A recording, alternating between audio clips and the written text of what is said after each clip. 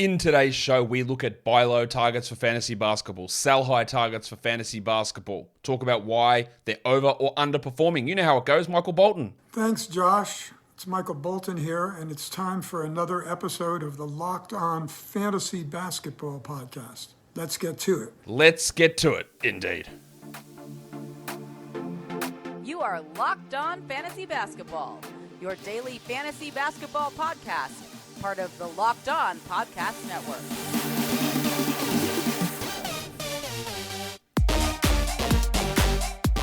Hello and welcome to the Locked On Fantasy Basketball Podcast, brought to you by Basketball Monster. My name is Josh Lloyd and I am the lead fantasy analyst at basketballmonster.com. And you can find me on Twitter as always, at redrock_bball, on TikTok at redrock_bball, and on Instagram at Locked On Fantasy Basketball. Today's episode is brought to you by BetOnline. BetOnline has you covered this season with more props, odds, and lines than ever before. BetOnline is where the game starts. Thank you for making Locked On Fantasy Basketball your first listen every day. We are free and available on all platforms. We're doing a buy low, a sell high show.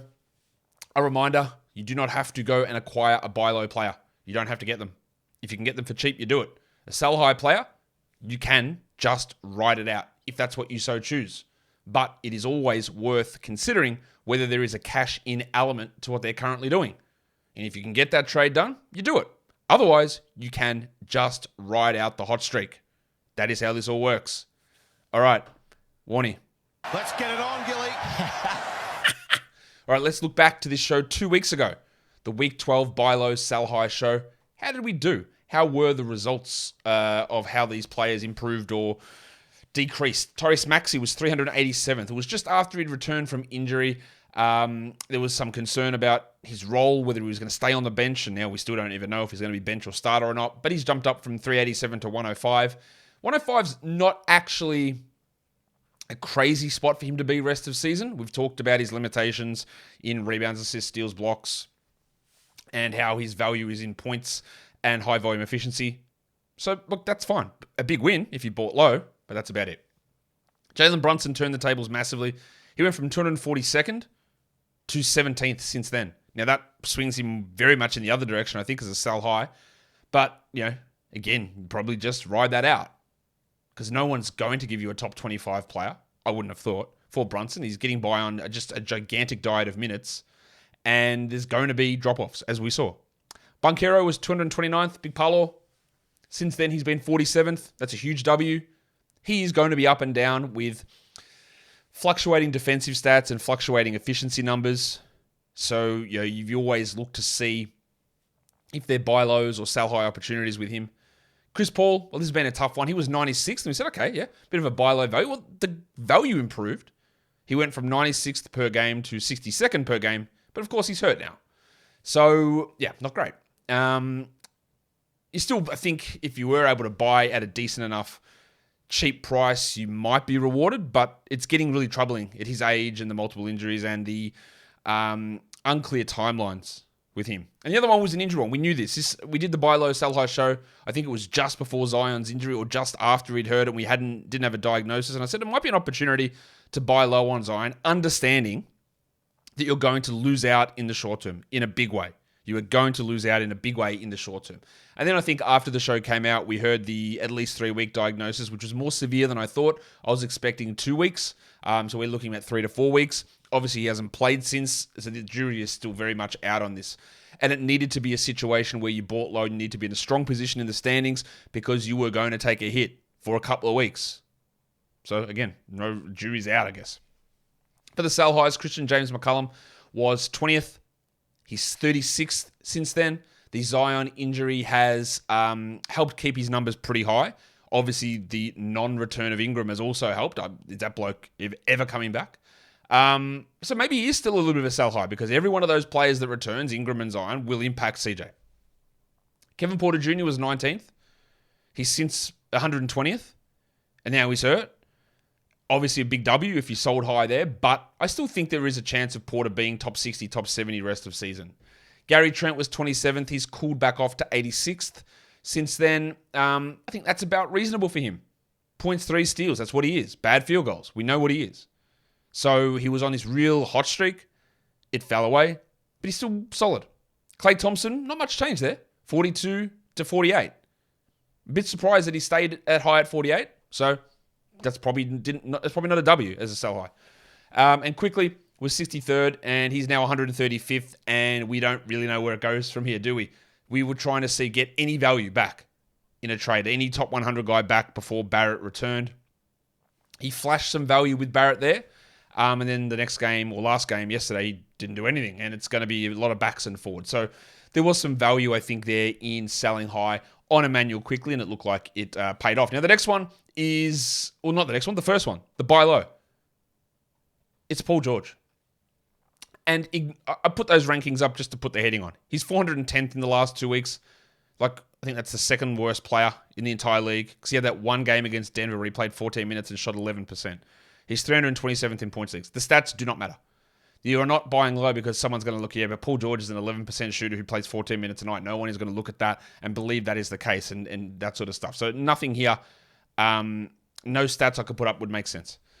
His numbers per game are basically what we thought. 16th per game. He's missed a lot of time. He's still 49th in totals. What you want to do here on a buy low for Paul George is capitalize on the frustrations. He might return today, and then if he does, he'll sit tomorrow, or he'll sit today and play tomorrow. The return is coming for Paul George. But the frustrations for him are palpable. Everyone hates on this guy, hates on the Clippers organization. The injuries are frustrating, absolutely. But this is, again, a top 20 player per game this season who you don't have to pay anywhere near that amount to get him. None. Not remotely close that you would have to pay. Now, there'll be people who have him and go, look, bro, I held on to him for this time. I'm not trading him. And that is the right idea. That is the right mindset. But you've played fantasy for a long time. How many fantasy managers don't have the right mindset or panic? Like, I've had people who held on to Rob Williams for 10 weeks. He plays 2 games. Like, what do I do with Rob Williams? Can I drop? What? This happens. So this is where you need to start to kick in. And could you get him for a top 50 player? Is that possible? It really is always going to depend. Again, I wouldn't give up a top 20 player. I wouldn't give up a top 30 player for Paul George. There's just no way that I would do that. But I would definitely consider, a top 50 guy. And I would see, because this could be a big difference maker for you in the playoffs. And we could get hurt again, realistically, at any point. But I'd be very interested in doing it. I'm just looking at the recent trades of Paul George over on Yahoo. Paul George and Tyler Hero for Thomas Bryant and Anthony Edwards. All right. Interesting stuff. But yeah, it's about finding the frustration of a manager, finding if you can do it. And again, you might not be able to. And when Paul George returns, he'll put up good numbers. But this is the opportunity. See if you can see what you can do. Let's go to one who has actually been playing, and that is Andrew Wiggins. Wiggo has been bad, I think, since he returned. I think that's fair to say. 211th ranked player in category leagues, 114th in points leagues. He's averaging 5 fewer fantasy points than he has all season, 27 versus 32. So why? Wiggins has been a guy in the past who has struggled as a category league guy quite a bit. He has struggled. He hasn't ever been this excellent category league guy. And he's been top 70 this season. So what's going on here since he returned from injury? Well, one of the things we saw from him in the playoffs, and I haven't even mentioned this on the sheet here, is that his rebounds were sky high. Well, they've actually dropped back off again now. He's down to 4.2 over his last 5 games. So that's back to the old bad rebounding Wiggins. But more importantly, he's shot 41% from 3 this season. He's at 21% since he returned. That's the obvious thing there, right? I don't think Wiggins is going to be top 70 rest of the season. I've got him actually around 90th. So be careful what you offer up. But he's shooting 21%. He's shooting 48% from 2 when he's at 55 for the season. And while that is above anything he's ever done, he's still been over 50 for 4 consecutive years. So there's plenty of room for that to improve as well. He's at 55 this season. And he's also only playing 27 minutes a game since he returned. He's at 32 for the season. And the minutes are creeping up. He played 32 last game, but he hasn't had a game where he shot over 42% from the field since he returned from injury.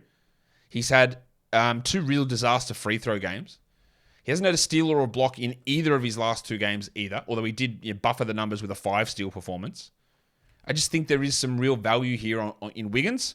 Again, I don't believe that he will be a top 60 player, but I do think that you can look at those shooting numbers and expect significant improvement, which is going to bump him up back inside the top 100 pretty comfortably.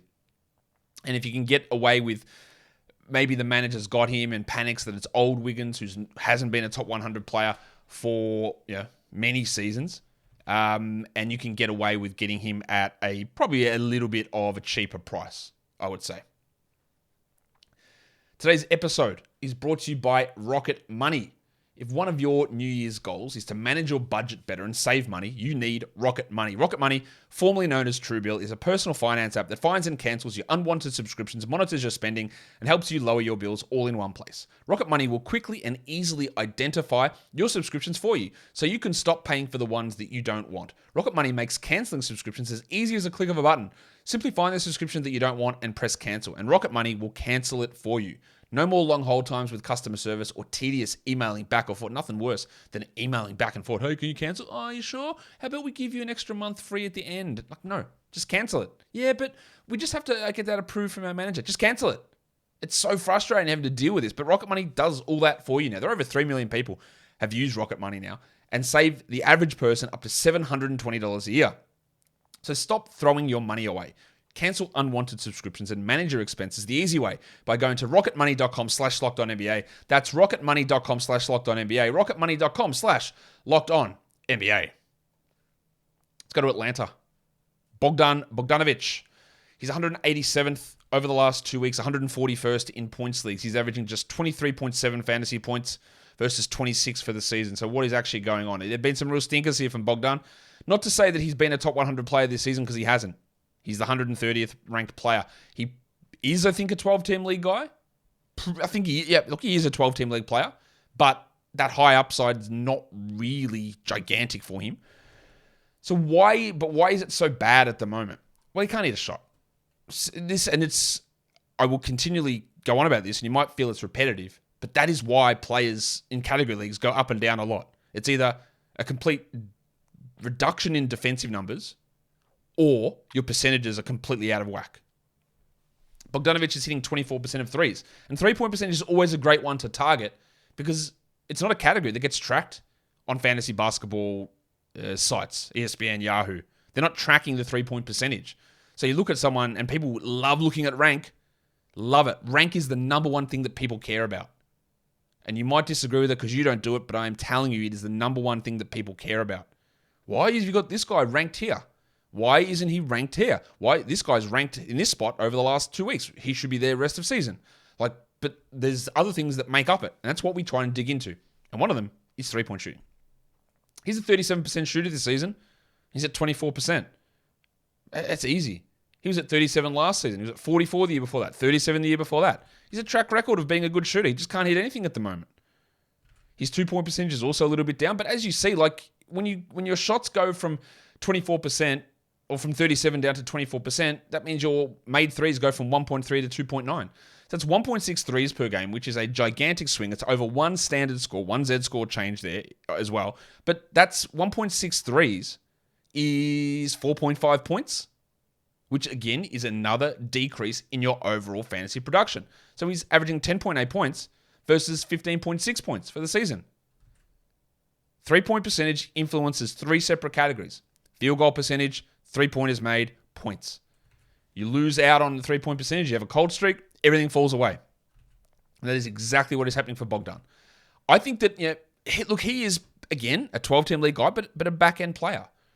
But if you can get him for like a hot waiver ad that you've gone with and he's played a week or two's worth of value, Bogdan is going to have a stretch where he puts up top 80 numbers to get him back to sort of the level he needs to get. He's going to have a hot 44% shooting streak for a couple of weeks, and he's going to average 18 points in 30 minutes, and then you get that value back.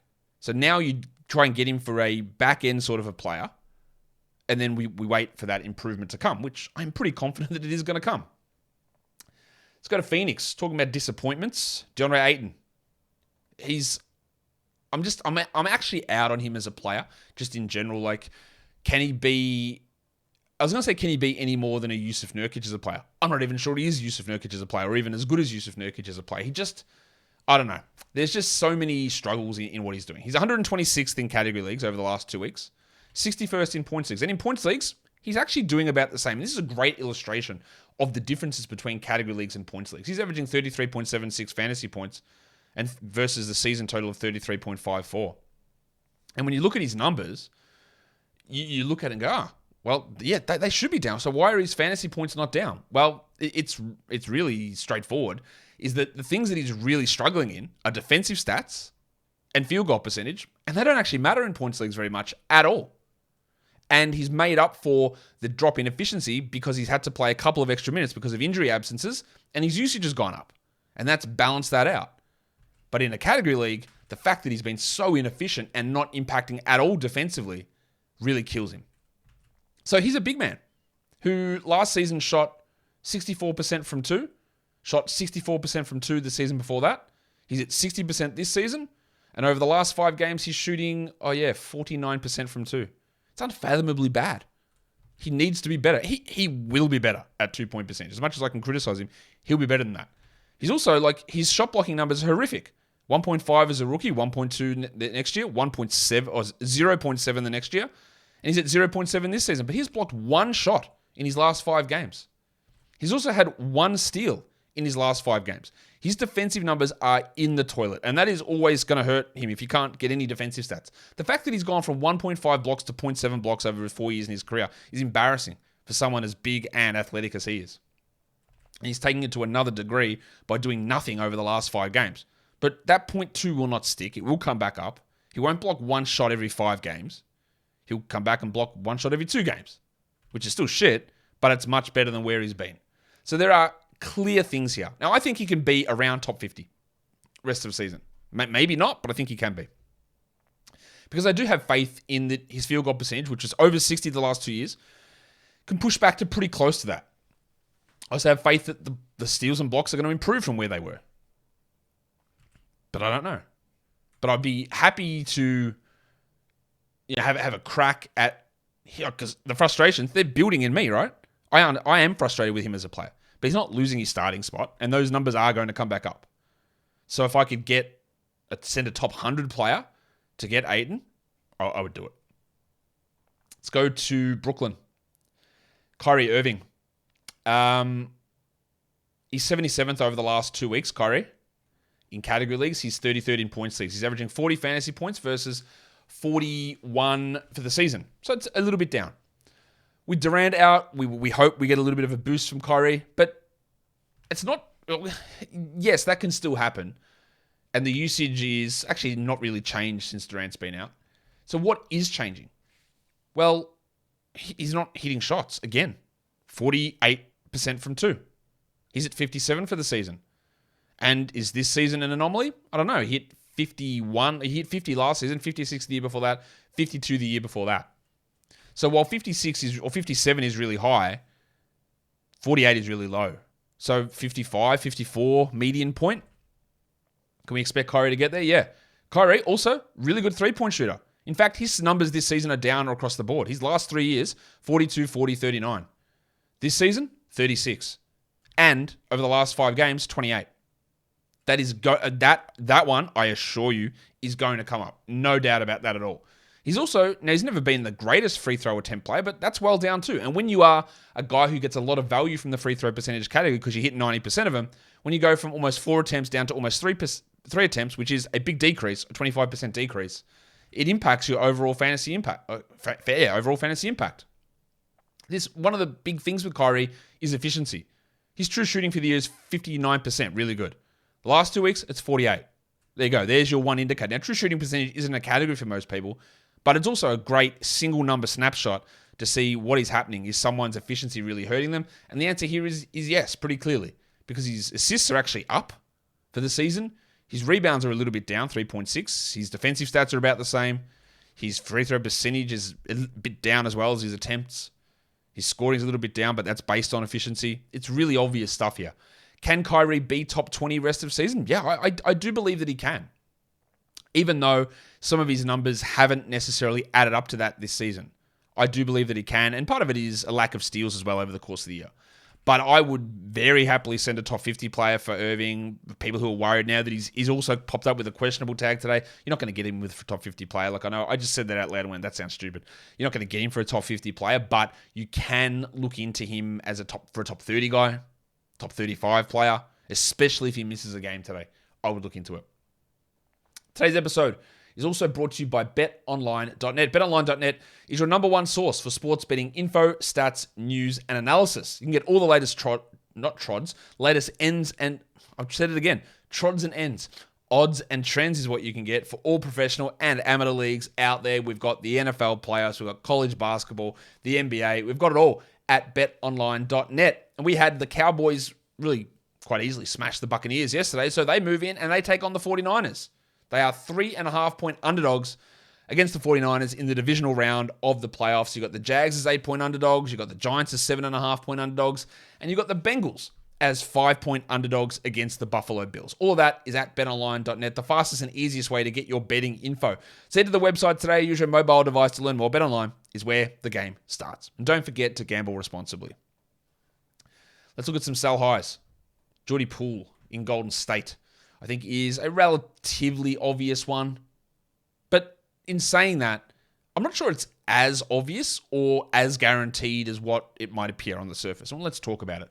He's 20th over the last 2 weeks, 41st in points leagues. He's averaging almost 38 fantasy points, and he's averaging just 30 for the season.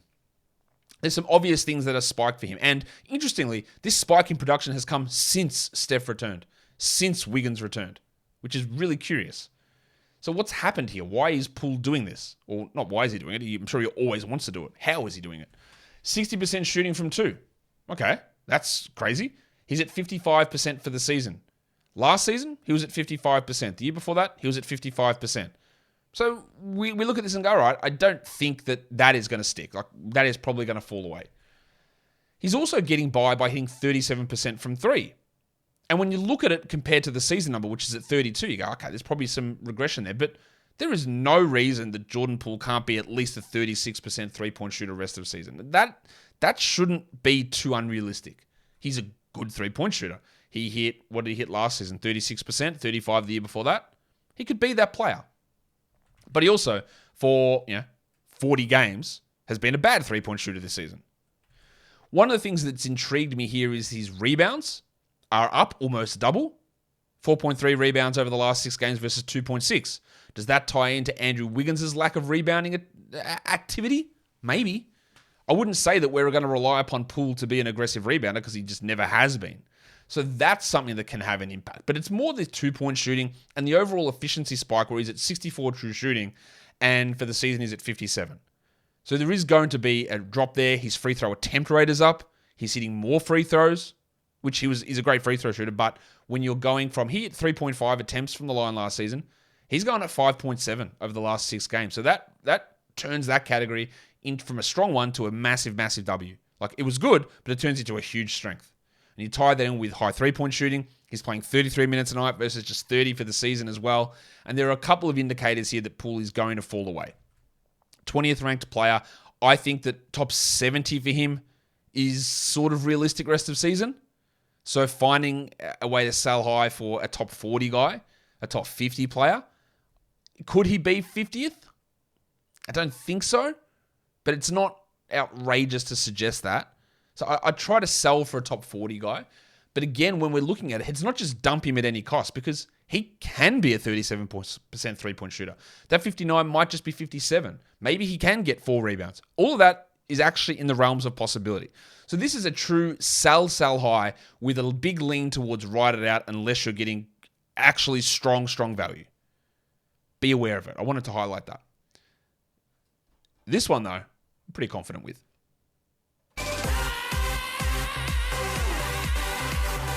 I want to apologize, firstly, for Harrison Barnes. I said, look, he doesn't really have any upside, right?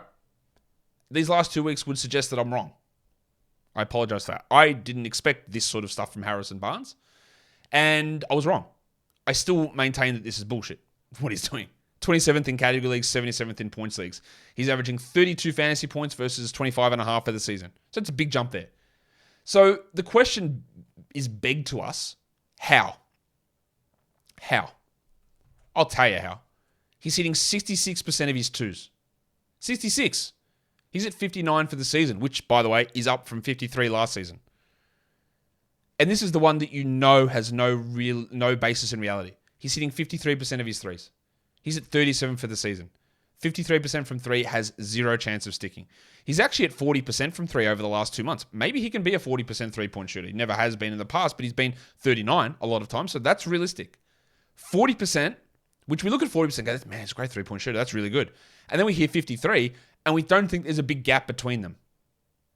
But there is. It's the same percentage point gap between 40% shooting and 27% shooting. And one we go, that's a really good three-point shooter, and the other one is a horrific one, don't ever take threes again. But between 40, which we go, that's excellent, and 53, we go, that's excellent too. We don't actually see the size of that gap. And that's led him to over double his three-point output. He's averaging 1.6 threes this season. He's at 3.6 over the last 7 games. So, of course, the extra 2 threes per game puts him over 20 points per game in that time frame. 3-point percentage is a triple multiplier. It takes him from being a fringe player to being a top 30 player, and that's just not real. If I could get a top 60 guy for Harrison Barnes, a top 70 guy for Harrison Barnes, a top 80 guy for Harrison Barnes, I would do it. There is not going... And honestly, when you see this level of shooting, the way it balances out is usually he'll have a stretch where he hits 28% from three and does that for 2 weeks, and he's the 280th best player. And that hurts. And then when you look at his other lines to get him to 27th, his other numbers, like 3.7 rebounds, that's not good. 1.4 assists, that's actually putrid. 0.7 steals, actually bad as well. 0.3 blocks, well, for him, that's actually triple his usual output. It's still bad. Like, he's not getting by on anything else. He's getting by on hitting every three in the world. So it's going to be a drop-off. That one, I am very confident in telling you. Also pretty confident in Malcolm Brogden, 43rd over the last 2 weeks, 82nd in points leagues. He's averaging 31 fantasy points versus 26 for the season. Yes, he's going to have a boost with Jaylen Brown out. This is true. But when this team is healthy, he's going to actually be on the bench, fighting with minutes with Derek White and Grant Williams. They're all going to be coming off the bench together. So how has Brogden pushed himself into the top 50 over the last 2 weeks? I'm sure you know the answer. It's three-point shooting. 55% of his threes. Brogden is usually a solid three-point shooter. Now, last season he shot 31%, which was bad. 39 the year before that, 33 the year before that. He's been all over the place. This year he's been amazing. He's hitting 45% of his threes. And somehow over the last 8 games, he's taken it up a notch to 55%.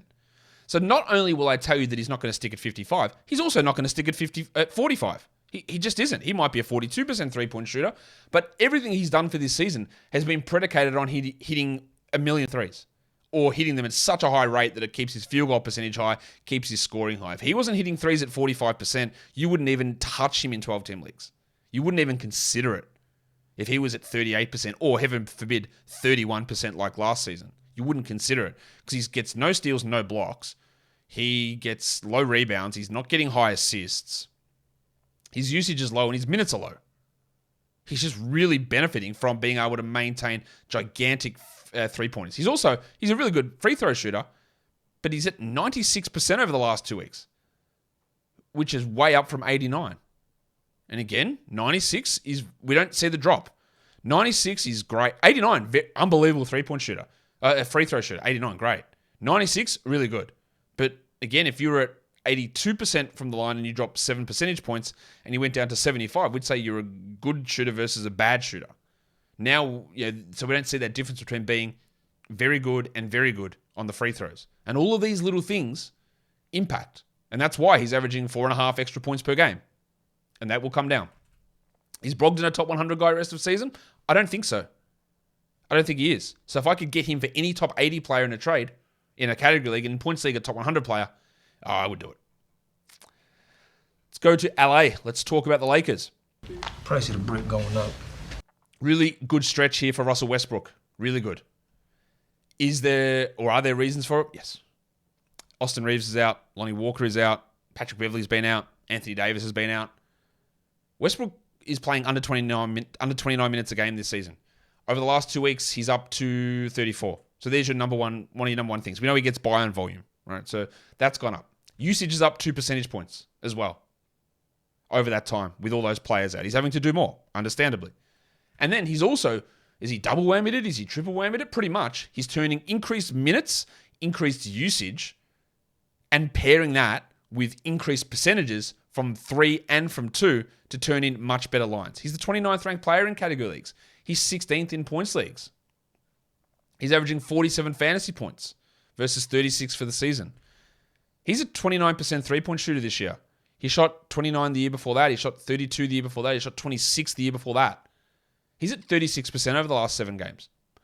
If I'm a gambling person, I'm putting money on Russell Westbrook not continuing to be a 36% three-point shooter. I'm also putting money on him not continuing to be a 53% two-point shooter when he's at 48 for the season. He was at 48 last season. He was at 48 the year before that. Nice little run here for Westbrook, but he's pairing increased minutes, increased usage with better threes and better two-point percentage. And that stuff is all going to come crashing back. And then when he goes back to being a 42% overall field goal player, which he is for the season, then he comes back becoming a giant negative on your fantasy team. He's also upped his steals in this time. 1.4 steals versus 1 steal per game. He averages 1 steal this season. You know what he averaged last season? 1 steal. Could he conceivably be 1.4 steal player? I guess so. Could he conceivably be a 36% three-point shooter? No. So there is a big drop-off here for Westbrook. He probably still should be rostered in a category league, understanding that you've got to be really cautious of both percentages because he's so bad in them. But there is a real spike going on with Westbrook over the last 7 games because of the absence of Reeves, of Walker, of Beverly, and of Davis. And Davis is still a few weeks away, but those other guys might return in a week. So your windows now for Russ Westbrook. And the last guy we talk about is another point guard, and it's Markelle Fultz. Fultz, I really like this season, but he's, I think, outperforming a little bit. 45th over the last week, 68th in points leagues. He's averaging 32 fantasy points versus 29 for the season. So what's happening? Why is he doing it? How is he doing it? Can he be top 100 this season? Yeah, why not? He is, and I think he'll continue that. But over the last 7 games, he's shooting 66% from 2. Now, that is a ludicrous number. That's Mitchell Robinson. That's Daniel Gafford. It's not a point guard. He's at 53% for the season, and that's probably got some level of reality to it. But 66, no. The next thing I included here is his three-point attempt rate. So why is that important? Because that doesn't actually impact overall fantasy numbers, especially when he's a bad three-point shooter. To be fair to him, he is hitting 32% of them for the season. It's 0.4 a game. It's nothing. But over the last 7 games, he's actually at a putrid 17% from 3. So you look at that and go, well, Josh, his three-point percentage is actually down. Why it matters here is that while he's not shooting them well, he's basically just stopped taking them. 13% attempt rate is not high, but he's taking under 9% of his shots from 3 now. Meaning that the ones that are going in are all the 2-pointers, so that is all he is focusing on. So 91% of his shots are from 2-point range, and he's improved his 2-point percentage from 53 to 66. If he was to have kept that 3-point percentage higher at that 13-14% mark, and he was hitting 17% of them, you would see the impact overall in his field goal percentage. Yeah, it would drop a lot. His scoring would drop because he was taking more inefficient shots, and the overall production would fall away. And it's smart. When they're not going in, focus on what you can do. But it's very unlikely he goes the season attempting just 8% of shots from 3 and then hitting 66% from 2. And by the way, while he's done this, he's averaging 2 steals a game. Now he's at 1.7 for the season. He can be a good steals guy, but he's not that good of a steals guy. Go back to 19-20, full season of 28 minutes a game, he averaged 1.3. He's been really good on steals, but I've got some skepticism of it staying that high. I think Fultz is a top 100 player. If I could trade him away for a top 60 guy, I would do it. In a points league, if I could trade him away for a top 80 player, I would do it. Top 90 player, I would do it. You might not be able to, so it might just be, hey, let's ride it out. But there are a few things here, mainly that 2-point percentage, which just has no chance of sticking. And that will do it for me today. Don't forget to follow this podcast on Apple Podcasts, Google Podcasts, Stitcher, Spotify, and on the Odyssey app. If you are here on YouTube, thumb it up and leave your comments down below. Guys, we are done here. Thank you so much for listening, everyone. See ya.